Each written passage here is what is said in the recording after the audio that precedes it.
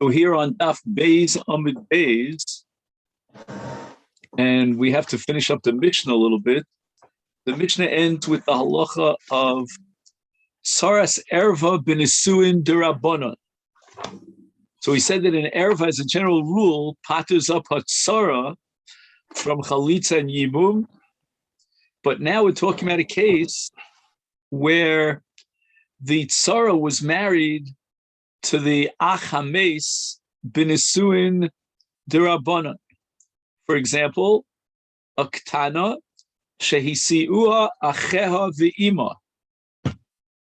And therefore, although she's an Erva on the Yavam, she cannot pater up her Tzara Midoraisa because she's not married to the brother Midoraisa. And therefore, the Mishnah says, Kol Sheyechola L'ma'en, the unique dimension of Kiddushay Miyun, which means when the brother or the mother marries off the girl as a Ketana, is that she can, so to speak, walk out of the marriage with Miyun. She just says, I don't want this marriage. In such a marriage case, so on a Doraisa level, there is a Zikas Yibum to the Tzaras Erva because the Erva is not married on a Doraisa level to the Achames.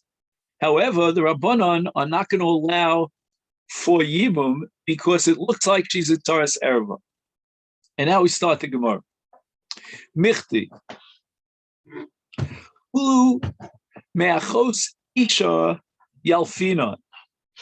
In the Parsha of Arayos, in Vayikra Yud-Ches, the Torah says, V'ishal achosalo sikach litzrar legalos ervasa oleha b'chayeha. And there's an extra word in this pasuk, oleha. We find the word oleha in Dvarim Chafhei, in Parsha Kitese, in the Parsha of Yibum, Yevamot yavo oleha. And we darshan oleha, oleha. And the Torah is telling us that just like in the case of Achos Isha, the Torah says there's an erva, so too in the case of Yibum, if it's Achos Isha, which means that Ruvain, the late Ruvain, was married to Rachel, and Shimon is married to Leah. So Rachel is Achos Isha, and the Torah is telling me that the Iser Erva of Achos Isha applies even in the case of Yibum. And that's going to be our paradigmic case from which we derive all our rayos. And therefore the Gemara argues, listening Achos Isha Bereisha, since the source of all the Ptur Yibum of Arayos is Achos Isha, should have been listed first. And the Gemara is about to embark upon a long analysis of the structure of the Mishnah, the sequence of the Mishnah in terms of the Arayos. And first, the Gemara suggests that v'chitema tana chumrei nakat. The Mishnah decided to use as the rule for sequence chumra, that which is more chamor in Arayos, because Arayos themselves divide up into an entire pyramid of different levels of Isur, and we gauge the level of Isur by the Chumras HaOnesh, and our Mishnah reflects the Shita Rabbi Shimon, who holds that Sreifa Chamura Miskila, that amongst the four Misos Bezdin, Sreifa is considered a more harsh punishment than Skila. So the Mishnah begins with Bito, and that's going to be the first on the list of Arayos, because Bito is a Chiyuv Sreifa. And Sreifa is the most Chamur, and Skila, which comes in later, is less Chamur. And after Bito, it says Bas Bito, Bas Bino, Bas Ishto, Bas Bino, Bas Bito, B'Chamotza, and Chamotza, etc., etc., because all of these are Sreifa. And that's the Shita of Rabbi Shimon. The Gemara says that cannot be the justification for the sequence in the Mishnah. If that be the case, Lisnei chamotzo bereisha. Amongst all the arayas that come under Sreifa, chamotzo should have been first on the list. And the reason for that is because the ikar Sreifa b'chamotzo ksiva. The chi of Sreifa is derived in those arayas from chamotzo. In Vayikra Chaf, the Torah says, "V'ish asher yikaches ichaves ima zimahi ba'esh yisrefu," and the Torah gives us the punishment of Sreifa in a case of a man who marries the mother of his wife. And all of the other cases of arayas that generate Sreifa are derived from Gzeirat Shava, from Chamotzo. We'll see this later on Daf Gimel. So it makes logical sense there that Chamoso, as not only the most chamur of all the arayas, in the sense that Reb Shimon holds that Sreifa is more chamur than Skila, but also it is the archetype from which we derive all the chiyuvei Sreifa. The Ode, the Gemara is not happy, furthermore, because Basar Chamoso Lisnei Kaloso. Chamoso, which means a man who marries a woman and then he has a relationship with her mother, and that's the source for Chiyuv Sreifa in the Torah, as we saw in Vayikra Chav. Next in line should come Kaloso, because Kaloso is Beskila.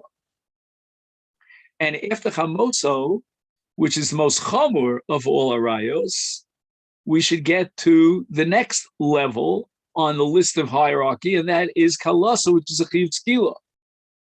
The Basa Sreifa, Skila Chamura.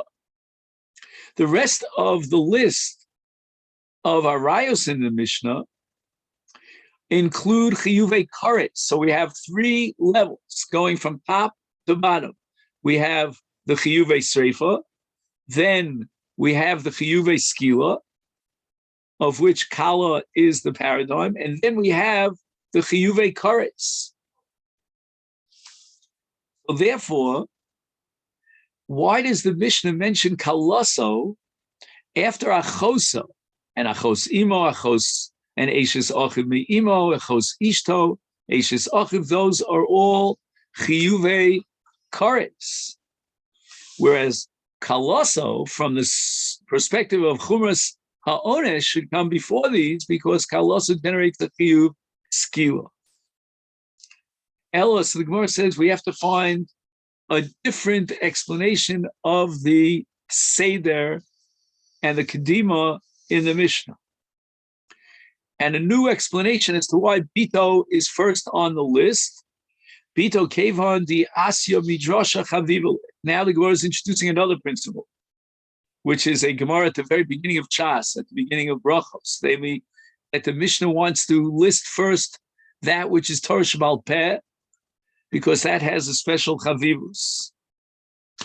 And Bito is Asya Midrasha. The Gemara is going to explain on Daf Gimel that Bito, both in terms of the Ether Bas and in terms of the Onesh for Bito, are derived from a Gzeirat Shava. And that's Torah Shebal Peh. It's not explicit in the Torah Shebal Tzav, and therefore Bito comes first. And now we turn to Daf Gimel. The Gemara says the following: Kuli nami midrashos. It's really the case that as far as onchim are concerned, all the arayos and their tsaros that are listed in our Mishnah, which are Pturis min Hayibum, are all derived from a drasha. The source for the Ptur Erva was Oleha and Litzrar in the Parashat Achos Isha, as we mentioned, and from that we derive all arayos that are Pturos and Pochososei min Hayibum. And therefore we have a hekech of all the arayos together. We get now back to our original question: why did the Mishnah mention Bito and put Bito before Chamotzo, when the entire source of the Onesh of Bito is from Chamoso, and therefore Chamoso should have come first? Now we have to keep in mind that Bito here in our Mishnah, as Rashi points out, is a reference to Bito Anusaso, Me'anusaso. Because again, if it wasn't Anusaso, if there was a marriage relationship between him and her, and therefore, the daughter of his wife, that's already a different category, which is called Esha Bas Ishto. But Bito means Bito Me'anu Soso. So it's not Bas Ishto. It's Bito Me'anu Soso. In any event, this is all derived from a drush. So Gemara answers, Nehi de le'inyan yibum asya midrash. Well, it's true that all of the pturim of arayos with regard to yibum are derived from achos isha, from litzar, but ikar isurayu behejek sibahu. The isur of the arayos is, in all the cases, listed explicitly in the Torah. But Bito, the Torah never tells us that you're not allowed to have a relationship with Bito. Ikar isur midrasha. And therefore, Bito comes first. Again, even though as far as Yibum is concerned, all of the arayos and the ptur of arayos from Yibum and their tzoros are derived from achos ishto, from litzor. But nevertheless, the ikar iser, the fact that these arayos are prohibited, that's explicit in the Torah. But in the case of Bito, the entire iser and the erva is derived from a drasha. The Omar Rava, Omar li Rabbi Yitzchak, Barav Dimi, Asya Heina Heina.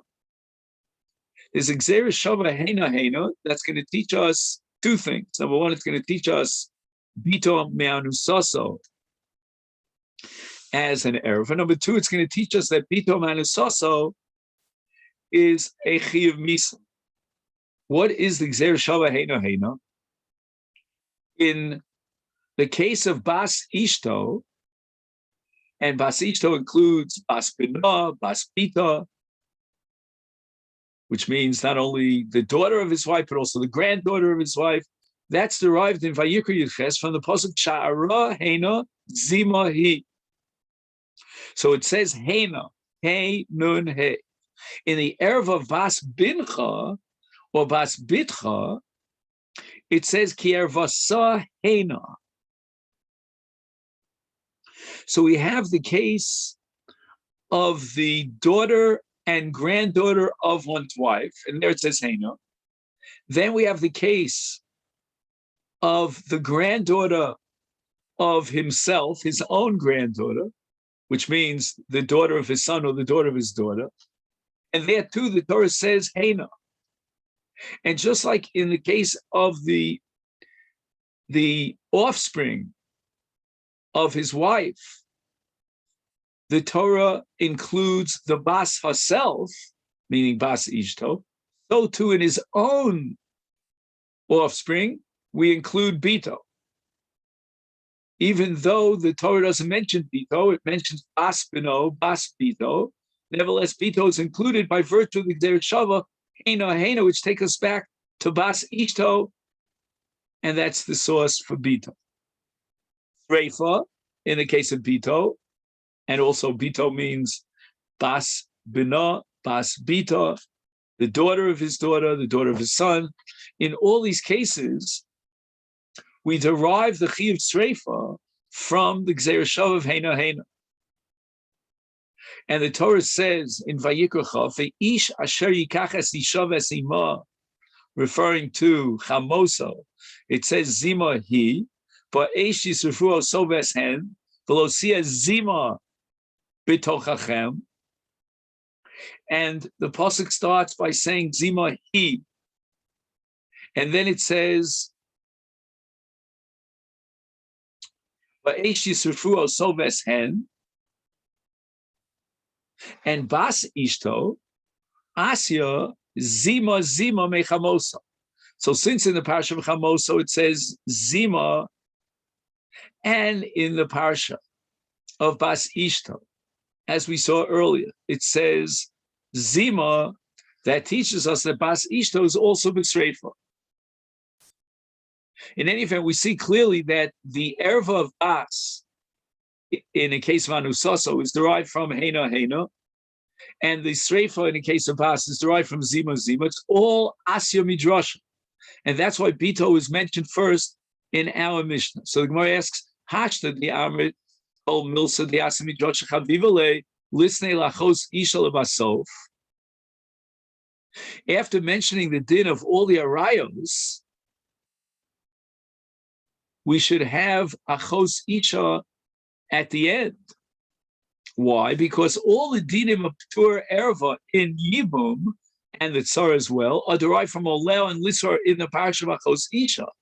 So where is the din of our Mishnah explicit in the Torah, Tosh B'Tzav? That's in Achos Isha. So Achos Isha should be at the end. And the Gemara answers, you're right. Technically, all the arayos should come before Achos Isha, because all the arayos are derived in a drasha, whereas Achos Isha is mefurash b'Torah. But the reason why Achos Isha was placed before many of the arayos in our Mishnah is because Aidi the Ira be'itzach basa Tana Achos Isha. Once the Mishnah is talking about relatives through a sister, like for example, his mother's sister, so therefore the Mishnah mentions Achos Ishto, his wife's sister. So now we have two rules of thumb in terms of the Seder of the Mishnah and Arayos. Number one, that which is derived from a drush is first, and that's Bito, etc. Number two, when the relationships are very similar, like for example, Achva, that's going to give us a kedima to something which is even mefurish b'Torah. So the Gemara now rejects this answer. The Gemara says, Lisnia lahai bava libasof. When it gets to Achva, for example, Achoso me'imo or Achos imo, that should be mentioned at the end, after Kalosa. And then close and complete the Mishnah with Achos Ishto. And therefore the Gemara now reconsiders the explanation for the Seder Arayos in our Mishnah. Latana kurve nakit. The Tana of our Mishnah wants to set up the Seder Arayos in our Mishnah according to Seder Kirvasan, the closeness to the Yevamot. Tana, so the Mishnah begins with Bito, Ubas Bito, Bas Beno, no, it's his daughter or his granddaughter, because the Krove Atzmohen, these are his own Krovos. And there's nothing considered closer to a person in terms of relationships than Yotzei Chalotzav, than his own children. Afterwards, the Mishnah picks up Krovas Ishto, which is on a lower level of Kirva. And Aili Ditana Shlosha Doros Lamata Didei, since the Mishnah opens up with 3 generations of his own blood relatives, Bito is the 2nd generation, and Bas Bito or Bas Beno is the 3rd generation. It's Tananami, so too when it gets to the generations of his wife, it goes through Shlosha Doros Lamata Dida. In other words, Bas Ishto is the 2nd generation, and Bas Bito, Bas Beno, the 3rd generation.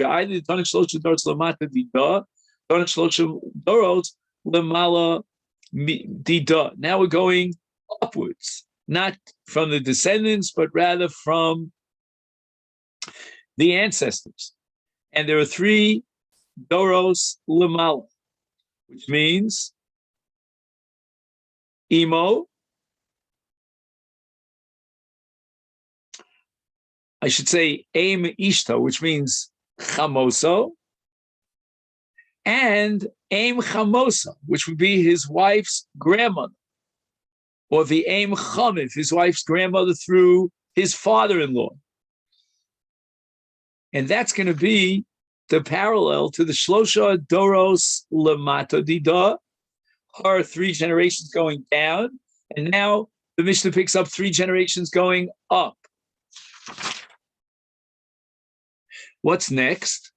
After this whole list of arayos, his own relatives and her relatives, his wife's relatives, Tana Achos of Achos Imo, the Krovei Atzmo. Now he goes back to his own relatives through sisterhood, so to speak, which means his own sister and his mother's sister, Those are Krovei Atzmo, and they come before the other arayos that are listed in the balance of the Mishnah, like Kaloso, because Kaloso is not his own Krovei Atzmo Sher Besoro, but rather these are Isurim Machmas Itrus.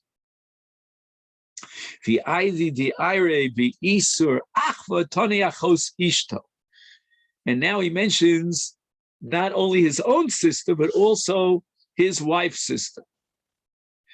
Even though those aren't his own She'er Bas, so they are Machmas Nesuin, nevertheless, once he mentions Achva, now he mentions the Achva relationship through his wife, which is very similar to Achoso or Achos Imo, because these are also Isurim Machmas Ach.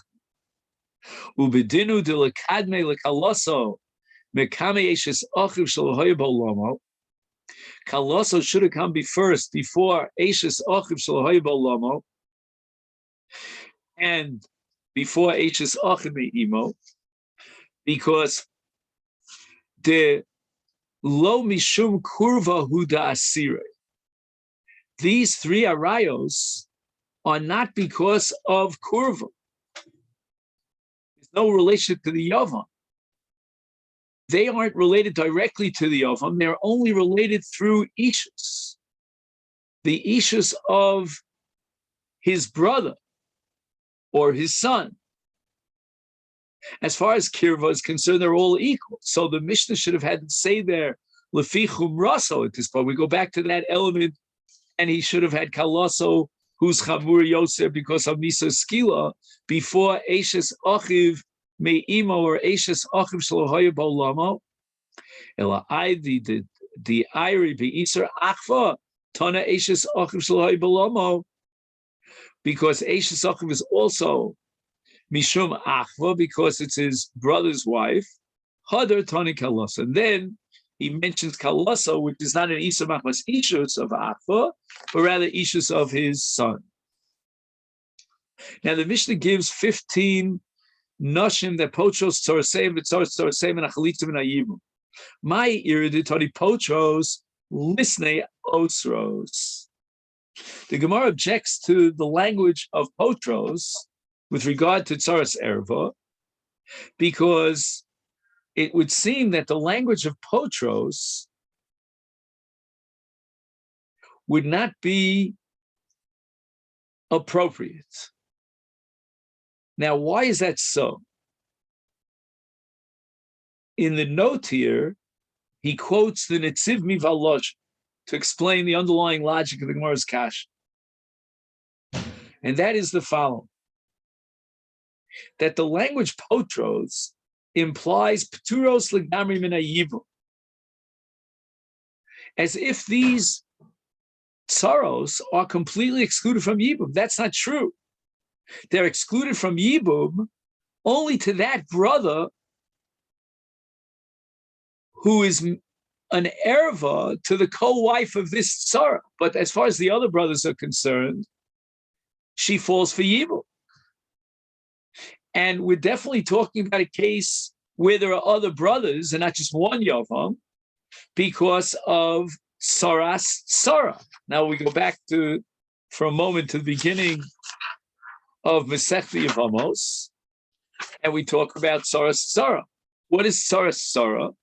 At the beginning of the Mishnah, that's a case where Shimon is the middle brother of three brothers. He's the one who dies without children, and he's married to two wives. One is Sarah, and Sarah is an erva to Reuven. He's also married to Rivka. Now Shimon has two brothers, Reuven and Levi. Shimon dies without children. Sarah is an erva to Reuven. So as far as Reuven is concerned, Rivka is Itzaras erva, so there's no yibum. Now Levi goes ahead, he's miyabim Rivka. He's also married to another woman, we'll call her Rachel. And now Levi dies. So his two wives, Rachel and Rivka, fall for yibum to Reuven. Rivka was Ptura mi Reuven because she was at Sarah's erva, because Sarah the co-wife of Rivka, was a relative of Ruvain. So Rivka is a Tzaras Erva, and now Levi has another wife by the name of Rachel. Rachel is a Tzaras Tzara, but clearly Tzaras Tzara is talking about a case where there's more than one brother. There's Ruvain, Shimon, and Levi. And if that be the case, the language potros is not appropriate, because potros implies that there's no yibum, which is not true. There's no yibum to this person who's an erva to the Yevamot, but there is yibum vis-a-vis the other brother. That's how the Netziv interprets this Gemara. And therefore, the language that would be more appropriate according to the Netziv's logic is osros, which means that the erva, the 15 arayos, generate an Isser on the tzaros vis-a-vis the Yavam, who is a relative and an erva to the 15, any of the 15 arayos. So the Gemara says, Itana osros, the Mishnah was avoiding the word osros because hava mina, we would have come to a mistaken conclusion based on the word osros, that osro liyabim avol michlatz cholza, that the tsaros of an erva require chalitza. Why? Because asuros means that there's no possibility of yibum. But the word asuros would not exclude chalitza. And here we have a havamin in the Gemara that you could have chalitza without yibum. And Rashi points out that there are many cases in Masechet Yevamot where there is chalitza without yibum. However, we're going to see that Rashi holds that those cases where there's chalitza without yibum fit into a very strict, restricted category. Kamash Malon, the Mishnah used the word pturos to tell you what's called hafkas zika. There's no yibum, there's no chalitza, there's no nefilah for yibum at all. And that's the implication of the word potros. The Gemara asks for listening asura lachlots. If you're worried about the fact that the word asuros would only exclude yibum but not chalitza, so why didn't the Mishnah just say explicitly asura lachlots?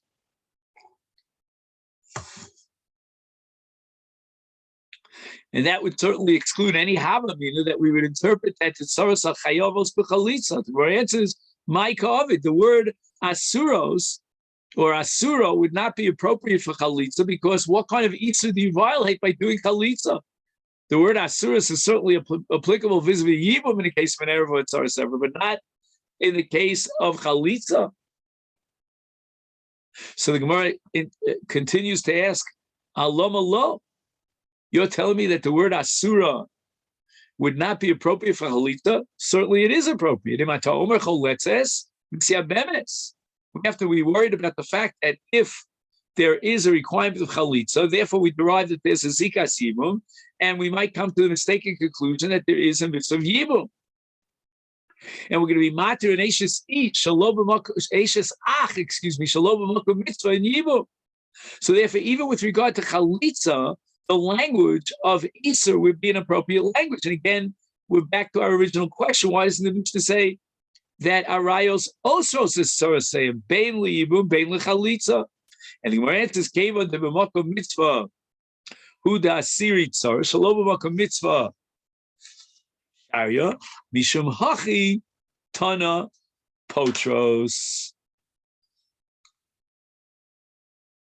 Now, what's shalom b'makom mitzvah? Imagine that a man marries two women, one of whom is an erev on another man, and the other man wants to marry the second wife of that husband who died or divorced his wife. Then there's no such thing as tzaras erva here, even though she is a co-wife to an erva. So therefore, the only case in which there's an Isser of tzaras erva is only b'makom yibum, b'makom mitzvah. That's when we have a halach of erva poteres b'yibum, and she goes back, this tzara, to the status of eishes ach. And therefore, the Mishnah deliberately chooses the word potros and not osros, Because if it would have said Osros es Sarasa, it would be implying that the Erev itself, herself, generates an Isser on the Tzara, which would imply that even Shalom B'Makom Mitzvah, it would be an Isser Tzaras Erev. It's a mind-boggling Havamid that Shalom B'Makom Mitzvah, it would be an Isser of Tzaras Erev. Wild. And this is based on a Kal V'chomer. If the Makom Mitzvah, the Torah says that it's Tzaras Erev is Asura, then how much more so Shalom Makom Mitzvah Tzaras Erev will be Asura. So therefore the Mishnah had to say Potros, because that implies that the Erva is not generating an Isser on the Tzara B'Toras Isser Erva, a new category of an Isser Erva B'Toras Tzaras Erva, but rather Potros, it removes the Zika, but Mela, she goes back to being an Ashes Ach Shalom Makom Mitzvah. Gemara now asks the question, why wouldn't it be enough for the Mishnah to just tell me that in all these cases of Arayas and Toraseyim, it's Potros Min HaYibum? And if there's no mitzvah of Yibum, then I understand that there's no Chalitza. And the Gemara answers, Itonim Min HaYibum Hava Mina Michlitz Chalza Yibum Elom Yadme. The Mishnah, had it mentioned only the P'tur Yibum, it would have led to a conclusion, perhaps. It would open up a mistaken conclusion that there is a requirement of Chalitza. Kamash Malon, the Mishnah wants to tell us, Kala Ola Yibum Ola Chalitza, Kol Sheina Ola Yibum, Ein Ola Chalitza. That only when there's Yibum, there is Chalitza, and if there's no Yibum, there's no Chalitza. So Rashi has the Kashmir, but there are many cases in Masechet Yevamot where there's Chalitza without Yibum, and Rashi claims that all those cases fit into one category, one description. They're all Sfeikos, where we have a suffix of Zikas Yibum. Like, for example, the Gemara later on in Daf Lamed Aleph has a suffix Tzaras Erva. So we apply the principle suffix D'Oraisa L'Chumra, and we require Chalitza. So therefore, that's not an exception to the rule. It's on the side that there would be a Zikas Yibum that we require Chalitza. We're not going to allow Chalitza because of the suffix D'Oraisa, but we'll certainly require Chalitza. So that's how we have an entity, says Rashi, of Chalitza without Yibum. It's all based on suffix. So Rav Kiva immediately asks, what are you talking about? The Gemara later on, Daf Chav, tells us that if the Yevama is Asura al Hayavam B'Isra Aseh, Choletzes V'Lomas Yabemes. So it means we do have categories of Chalitza without Yibum, even though there's no suffix. That's the Kasha of Rav Kiva. The Gemara asks for listening min HaYibum U min HaChalitza. Why does the Mishnah put Chalitza first before Yibum? The Iker mitzvah is Yibum. Inami, the Gemara says, furthermore, I have another problem. It should have said Min HaChalitza L'chudah. If she doesn't require Chalitza, it means there's no Zikas Yibum, and Mele, henceforth, ipso facto, there's no Yibum. The whole reason why she's P'tur Min HaChalitza is because she's P'tur Min HaYibum. So the Mishnah could have said, and suffice with Min HaChalitza. The Gemara enters Abishol. Our Mishnah reflects the sheet of Abishol. The Yomi mitzvahs Chalitza kodemes lemitzvahs Yibum. Abishol advocates in favor of Chalitza. Why? Because if a person would marry his Yevama Shalol L'Shem Mitzvah, he's motivated by her beauty, or he needs a marriage partner, or whatever it is. Maybe she's rich or so. It's Ki'ilu Pogeh Be'erva. That's the shita of Abishol. We don't want to take chances. And to avoid the possibility of being Pogeh Be'erva, it's Adifa Chalitza Min HaYibum. And that's why the Mishnah mentions Chalitza in Sarah first. And the Kedima of Chalitza is to teach you the halacha, the principle of Abishol, that if you have a choice of Chalitza and Yibum, then Chalitza comes first. And by the way, this would also answer another kasha that we had. Why did the Mishnah have to mention both Chalitza and Yibum? The answer is the Mishnah wanted to tell you Chalitza Yibum, Chalitza Yibum. Chalitza's first, and that's preferable, and then Yibum. The Gemara asks, Minyana de Rachel Lemute Mai, Minyana de Seifa Lemute Mai. Why is it that with regard to Arayos, the Mishnah specifically mentions 15 Arayos? What's it coming to exclude? And in the Sefer it says, Hare elu potros es sorosea. And it's mashma that it's a mute. These are potros sorosea. Lemute mai,